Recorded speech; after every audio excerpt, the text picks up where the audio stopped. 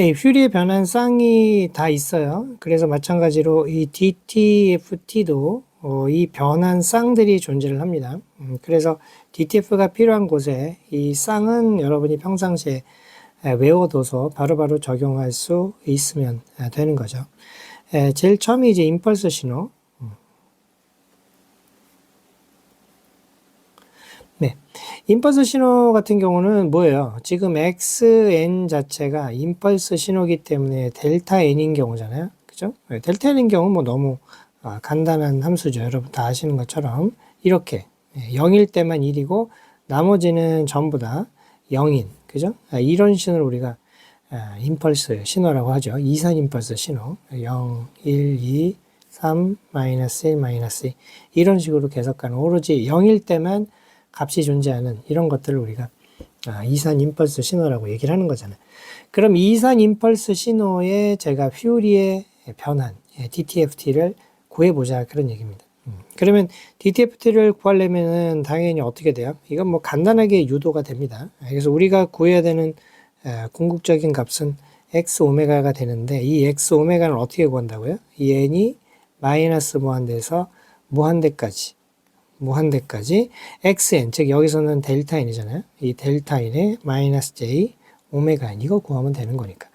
그죠 여러분? 그러니까 이거 그냥 풀어주시면 x가 마이너스 무한대에서 무한대까지 지금 계속 변해요. 그럼 쭉 변하다가 만약에 이 n이 마이너스 1일 때도 있었겠죠? 그럼 j의 오메가 마이너스 1 이렇게 됐을 거고 0이 있었을 때죠. 0.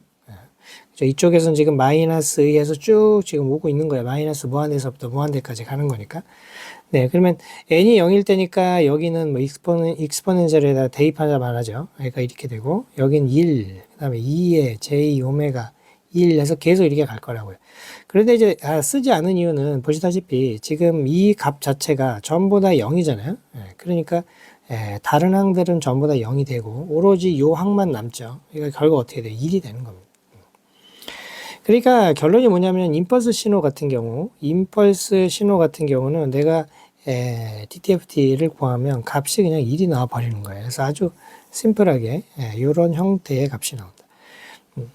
그러니까 이거를 이제 의미를 부여한다면은 내가 임펄스 신호를 이산 정연파의 합으로 내가 나타낼 수 있다는 건데 그 합에 대한 정보가 어떻게 된다는 거예요? 이게 전부 다 x 오메가에 전부 다 있는데 스펙트럼을 보면 당연히 어떻게 생겼어? 이렇게 생겼겠죠. 스펙트럼 자체가 지금 내가 지금 x 오메가라는 이 스펙트럼을 보면 어떻게 생겼다는 겁니까? 이런 거잖아요. 이런 거. 그죠? 그러니까 이산 정연파 신호를 가지고 내가 이 임펄스를 더하려면 어떻게 돼요? 보시다시피 모든 주파수가 다 필요하고 진폭은 전부 다 1로 같은 것이 되는 거죠. 그죠? 그래서 이 이산 정연파를 연속적인 주파수를 갖는 진폭은 동일한 이런 놈들을 계속 더하면 어떻게 된다는 거예요? 이게 결국 이산 임펄스 신호가 얻어진다는 의미가 되는 거죠.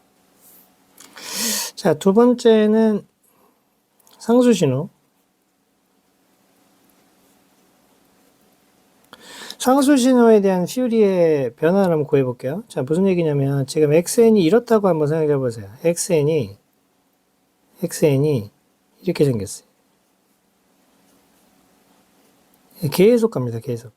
그러니까 지금 같은 값이 계속 가는 거예요. 1, 2, 3. 예를 들어서 이 같은 값이 a라고 합시다. 이 상수죠, 그죠?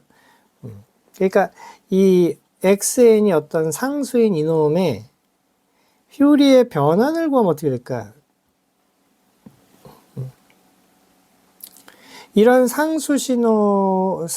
상수신호에 대한 내가 퓨리의 변환을 구하면 어떤 모양일까? 그걸 구해보자.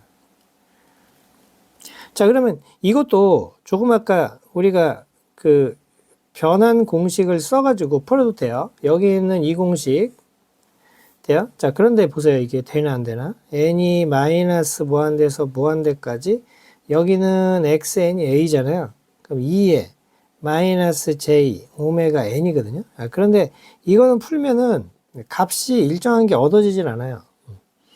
값이 수렴되질 않는다고요. 이렇게 지금 보시면은 n이 마이너스 무한대에서 무한대까지인데 예를 들어서 쭉 오다가 n이 마이너스 1이었다고 생각해 보세요. 그럼 j 오메가 마이너스 1이죠. 그 다음에 0이면 이렇게 되죠. 그 다음에 1이면 다시 어떻게 돼요? 2의 j 오메가 1 이렇게 될 거잖아요. 2면 또 계속 이렇게 변할 거고. 그런데 이 값 자체를 써보면 이 자체가 수렴이 안 된다고, 수렴이. 예, 그러니까 이런 방법으로는 구할 수가 없어요. 좀 다른 방법으로 구해야 되는 거죠.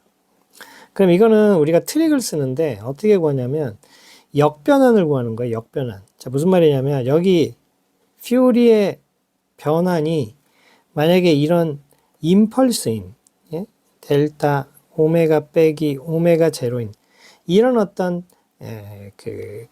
임펄스가 있다고 생각해 보세요. 그러니까 이건 지금 퓨리의 변환 자체가 즉 스펙트럼이 임펄스인 거야.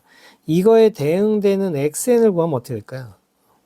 그러니까 스펙트럼이 주어졌을 때 xn을 구하면 어떻게 구해요? 이거는 2파이분의 1이고 2파이에 대해서 우리가 스펙트럼, 즉 여기서는 2파이 델타 오메가 빼기 오메가 제로잖아요. 이거에 j 오메가 n d 오메가 이렇게 되는 거예요. 그런데 이거는 여러분이 임펄스의 성질을 아시면 아시는 거지만 이거는 오메가가 오메가 제로일 때만 의미가 있잖아요.